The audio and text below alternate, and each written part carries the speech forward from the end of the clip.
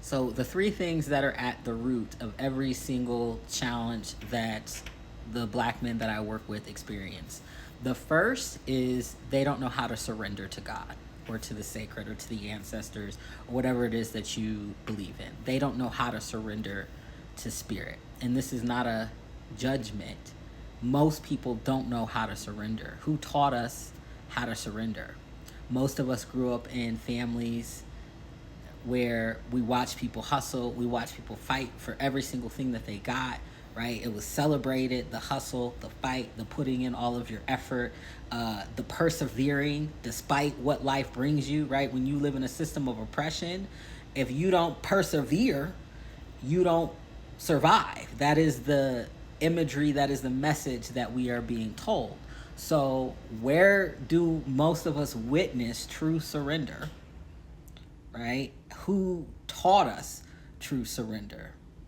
Right? Certainly, many people, we weren't taught that in many of our churches, unfortunately, right? In many of our churches, what we're taught is blind obedience. And that's not the same thing as surrender, right? God wants us to surrender to God with full awareness, eyes wide open. God wants us to know what we are doing when we surrender to God, right? Not blind obedience. I'm just going to follow you because somebody told me to, right? So that's the first thing. Most black men don't know really how to surrender to God. Nobody has taken the time to teach them to show us how. And most of the time, what we are taught is how to produce, how to perform, how to provide, or how to get out of everybody's way.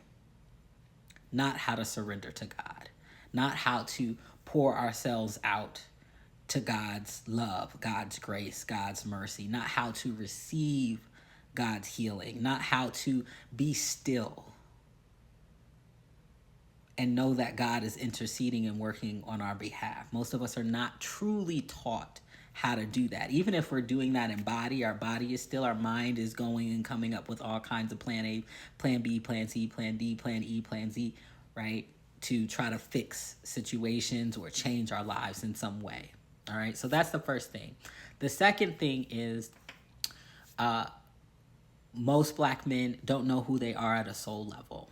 Again, because nobody reflected it back to us, right? When a part of the role of a family, of a village, is to be the mirror that shows us who we are at our highest, at the sacred, right? My people, particularly my mother's father's side, we were people who, when any child was about to be born, or when the community decided that a child needed to be born, we went to the sacred, we went to God, we went to the ancestors and asked about this child, who this child was that would be coming to us to support the community, because we understood every single soul was birthing something that was needed in the community. And so then once that child came, it was our responsibility to then reflect back to that child the divine power and identity, the sacred identity that that young child has, so that they would grow up in it. When you know you have sacred identity, some stuff just ain't gonna fly in your life and in your beingness. Because most of us in modern world are not growing up with those kinds of mirrors, right? We get mirrored back to us other people's wounds. We get mirrored back to us other people's expectations, society's expectations, not our sacred identity, not who God says that we are, not who the ancestors calls us. And so how are we supposed to know? Who's going to teach us? How do you go back and find that, right? So a lot of black men, at the root of all the problems that we might be dealing with, is not knowing that. The last thing, which is connected to sacred identity, but it's a little bit different, is we don't know our sacred authority. We don't know why we're here on earth. God placed us on earth with the authority to engage, to show up, to be here in a certain way.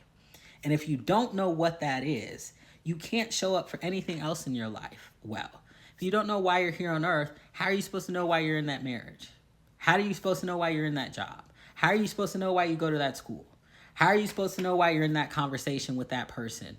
How are you supposed to know why you're in that relationship? How are you supposed to know any of these things if you don't know fundamentally why you are here on earth and what God has given you divine authority to do here on earth. Right?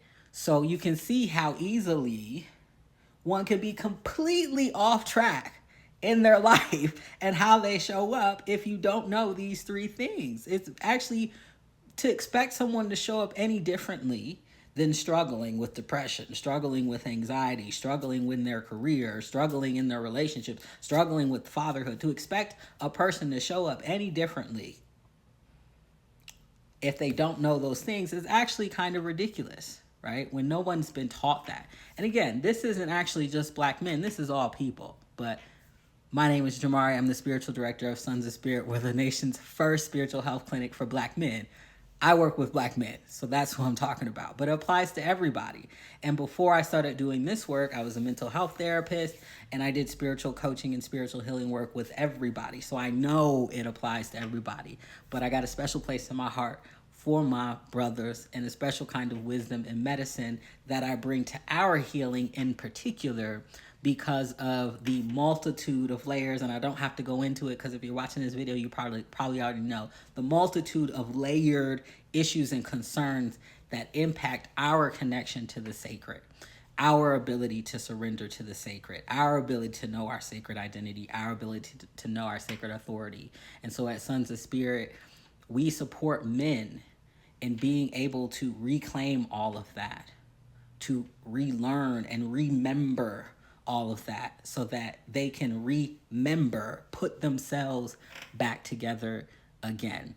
So I appreciate you all for listening, being present to that.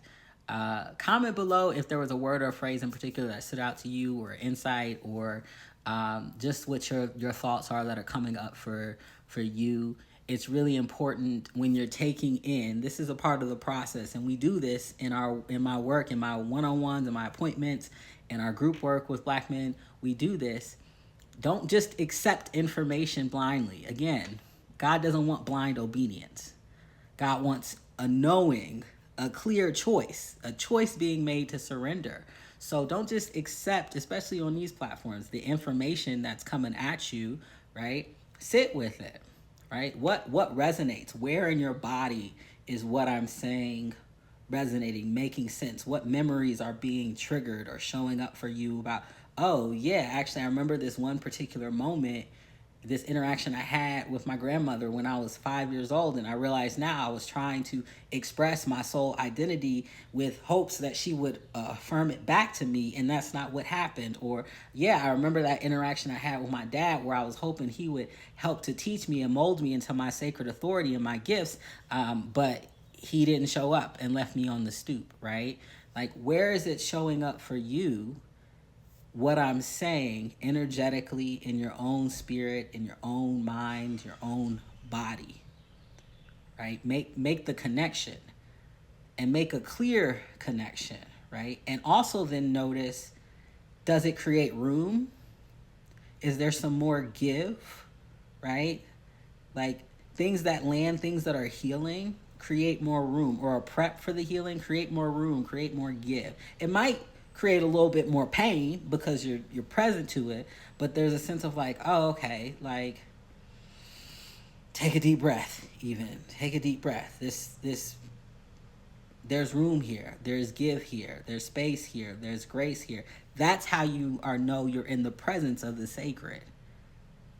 That's how you know those words are from God. Again, God and the sacred can't be present and we not experience some type of healing. And I talk about that in my other video where I talk about what spiritual healing is. So if you didn't watch that, go back and watch that. But those are the three particular things that show up specifically in all of the issues that I witness Black men struggling with in my work.